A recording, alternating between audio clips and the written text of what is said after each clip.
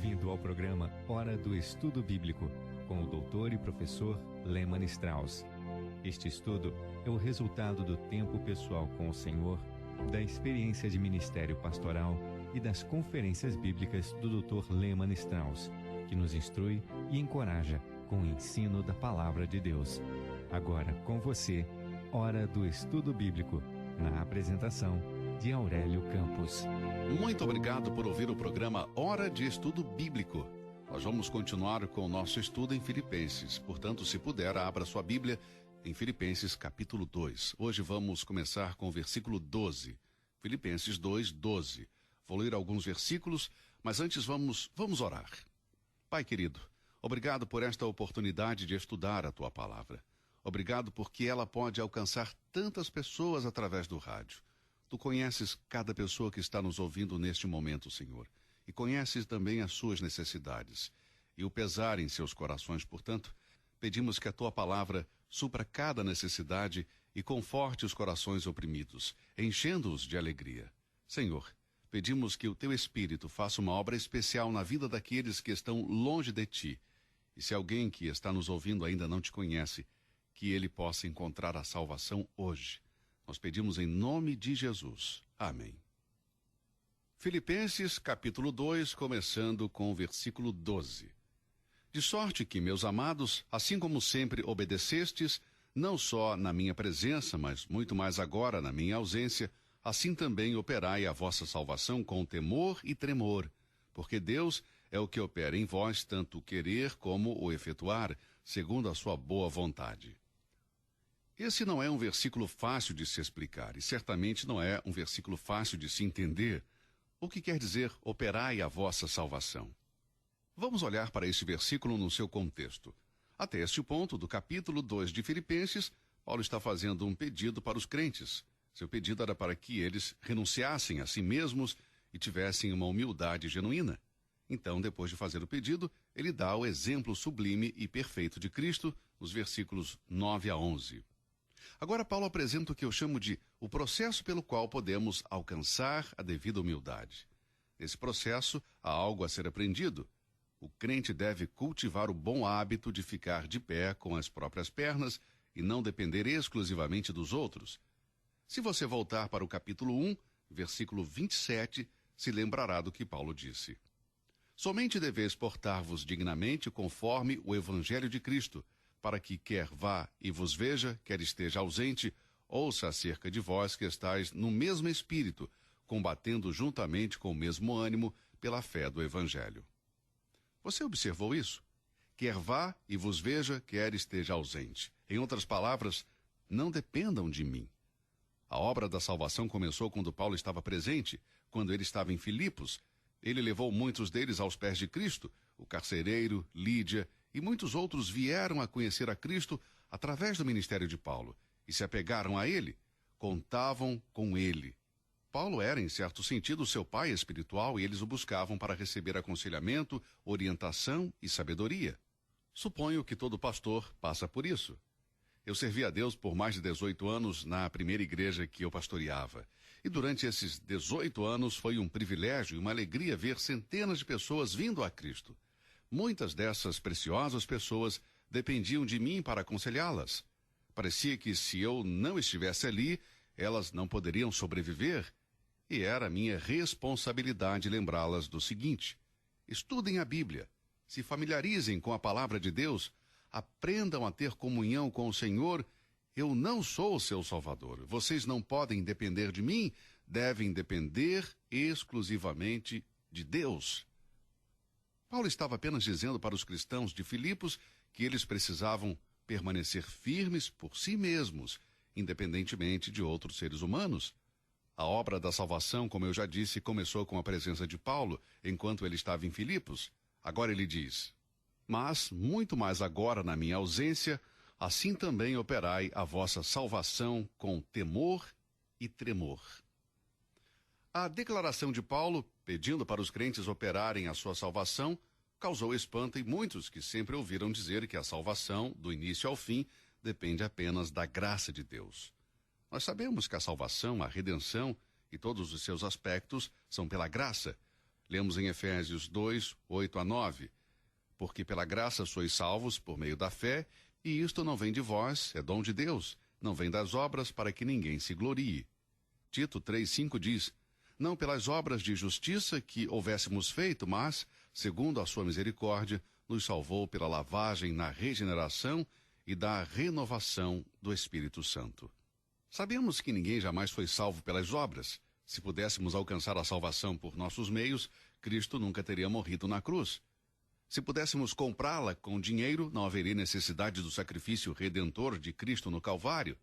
Se pudéssemos fazer algo para acalmar a justa indignação de Deus, então Cristo nunca teria vindo, não haveria necessidade de ele deixar o céu e vir à terra para oferecer-se como substituto pelos pecadores. O que eu estou dizendo é que a salvação é pela graça e não pelas obras. Mas estes versículos de Efésios 2 são seguidos imediatamente pela responsabilidade cristã. Deixe-me lê-los mais uma vez. Observe. Porque pela graça sois salvos por meio da fé, e isto não vem de vós, é dom de Deus, não vem das obras para que ninguém se glorie, porque somos feitura sua, criados em Cristo Jesus para as boas obras, as quais Deus preparou para que andássemos nelas. Você percebe, meu amigo? A pessoa salva é uma criatura de Deus, mas também pratica obras. Sua obediência à verdade, que são as boas obras, não deve depender de outras pessoas. Meu crescimento espiritual não depende dos outros. Quando eu olho para trás, para os meus primeiros anos de crente, vejo que o meu crescimento espiritual dependia quase inteiramente de minha esposa. Ela me levou a Cristo. Ela estudava a Bíblia, eu não. Ela tinha comunhão com outros cristãos, eu não. Ela estava cercada de pessoas que lhe davam a oportunidade de crescer na graça, e eu não. Quando ela me levou a Cristo, eu dependia apenas dela. Era como um cachorrinho seguindo o seu dono. Mas vejam, isso foi bom para mim em meus primeiros dias de experiência cristã. Foi bom ter alguém, mas eu precisava crescer na graça. Como eu disse antes, nós, os crentes, somos obras de Deus, mas também devemos praticar as boas obras do Senhor. Nossa obediência à palavra de Deus deve depender de nosso próprio estudo das Escrituras, de nossa caminhada com Deus e não de outras pessoas. Alguns indivíduos que se dizem crentes demonstram obediência exterior. Quando são vistos por outras pessoas ou por crentes, dão a impressão de serem tementes a Deus, mas quando estão em um lugar onde ninguém está olhando, surge a pergunta se eles realmente nasceram de novo. Deus nunca vai pedir que um incrédulo exercite uma salvação que não possui. Mas Deus espera que a regeneração ou a salvação seja exercitada na vida da pessoa que é salva. Você só pode resolver um problema de matemática se conhecer o princípio e as regras da matemática. Lembro-me de quando estava no segundo grau. Eu já tinha 28 anos quando fiz o segundo grau e me formei com 30 anos. A álgebra era muito difícil para mim. Eu nunca tive facilidade com matemática. Era difícil demais para eu aprender. Na verdade, precisei de muita ajuda nesta fase. Eu era um jovem pastor de 28 anos de idade e estava perdido em uma sala de aula aprendendo álgebra. Eu não sabia os princípios da álgebra. Era algo desconhecido para mim. Agora, os livros que usávamos tinham as respostas para os problemas no final, nas últimas folhas. Eu tinha uma agenda muito ocupada com a igreja e com a escola. Um dia, a professora perguntou: Strauss, você tem a resposta para este problema? E eu disse: sim, professora. Então ela perguntou: bem, qual é a resposta? E eu a respondi e ela disse: muito bem, está certo. Você pode vir para o quadro e demonstrar como você resolveu o problema? Bem, eu não podia mentir. Tinha dito a resposta, mas não tinha dito como a encontrei. Eu disse: desculpa, mas eu peguei a resposta nas últimas páginas do livro, sem fazer o exercício, pois eu tenho um trabalho muito intenso na igreja. Todos os alunos sabiam que eu era um pastor e começaram a rir. A professora então disse: bem, obrigado por sua honestidade, mas se você quiser passar no curso, terá que vir à frente e resolver o problema. Eu disse: bom, eu espero ter alguma ajuda de sua parte, e ela sorriu. Agora, meu problema era que eu nunca conseguiria resolver esse problema de álgebra pelo simples fato de não saber as regras e os princípios para fazê-lo. Eles não estavam em minha mente, eu não os conhecia. Por isso eu digo que Deus não está pedindo para as pessoas não salvas fazerem algo. Ele se dirige àqueles que são salvos e os exorta a resolver os problemas da maneira que se resolve um problema de matemática, até obter o resultado final.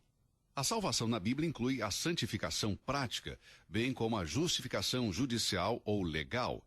Só Deus pode declarar uma pessoa judicialmente justa.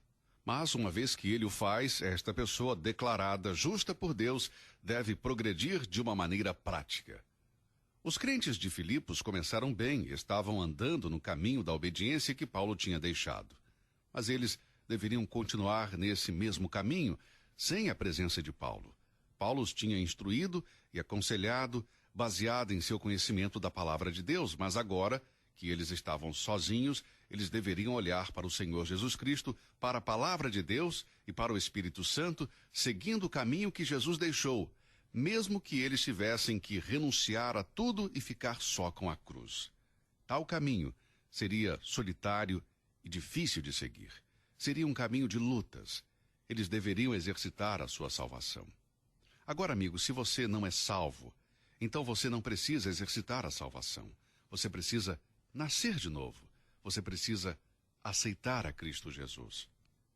Em 1956, eu visitei as ilhas do Caribe e vi trabalhadores de alumínio removerem milhões de toneladas de bauxita nas colinas da Jamaica.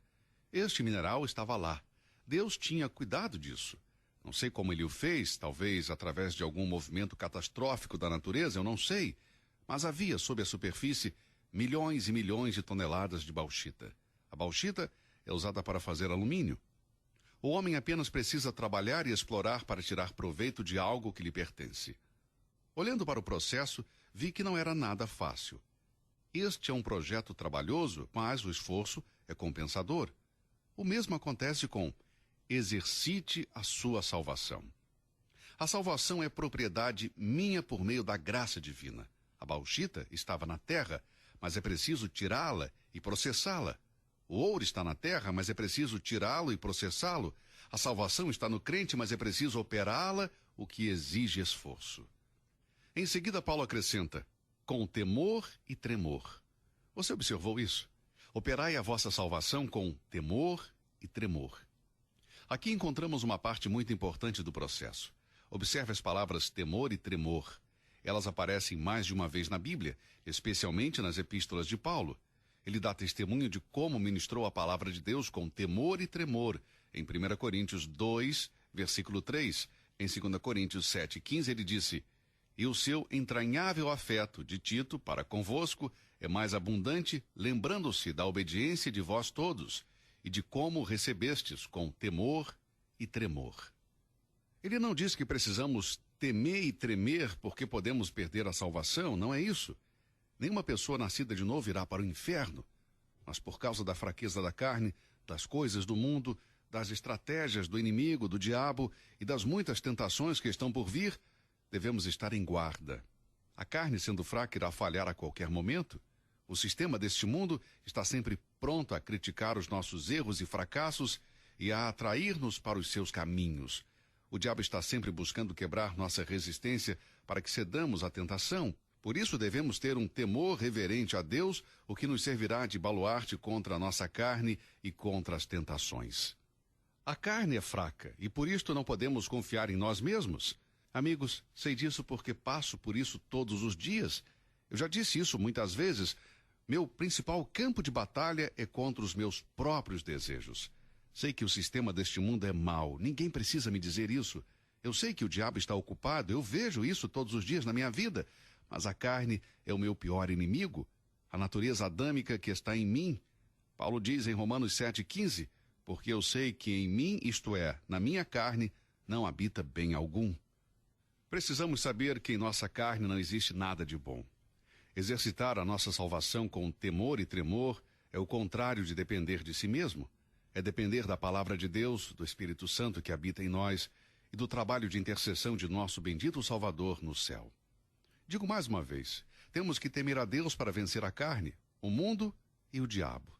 Sem esse temor, estaremos em perigo. Devemos ser cuidadosos.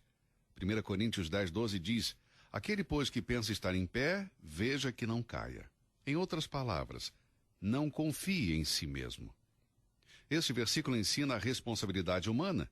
Deus salva por sua graça, sem qualquer esforço de nossa parte. Você não fez nada para salvar-se. Foi um presente de Deus. Mas agora que você já tem o dom da salvação em você, você precisa exercitá-lo e aperfeiçoá-lo. Nós, os crentes, temos a nossa responsabilidade. A Bíblia ensina a soberania de Deus, mas também ensina a responsabilidade humana. Só que nós, muitas vezes, falhamos no que diz respeito à nossa responsabilidade. Nós falhamos em nossa leitura diária da Bíblia, nós falhamos em nossa comunhão com outros irmãos, falhamos em nossa lealdade com a igreja da qual somos membros, falhamos em nossa vida de oração, falhamos em orar pelos outros, em mostrar bondade, simpatia e consideração pelos outros, falhamos com nossos bens pessoais e somos egoístas e muitas vezes nos agarramos às coisas que possuímos. Isso é errado, amigos.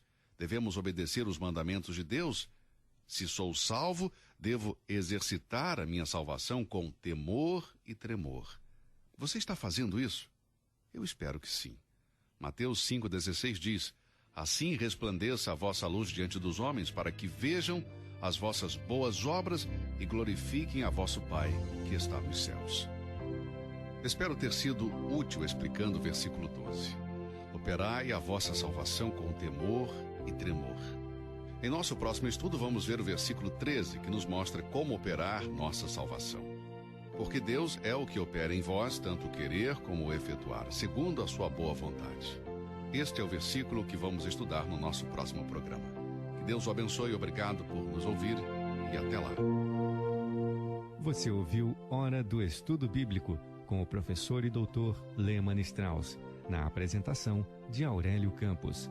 Se você deseja ouvir novamente esta mensagem, visite a nossa página na internet www.bbnradio.org. Fica o convite para você nos acompanhar amanhã, neste mesmo horário, aqui na BBN. Hora do Estudo Bíblico é uma produção da BBN.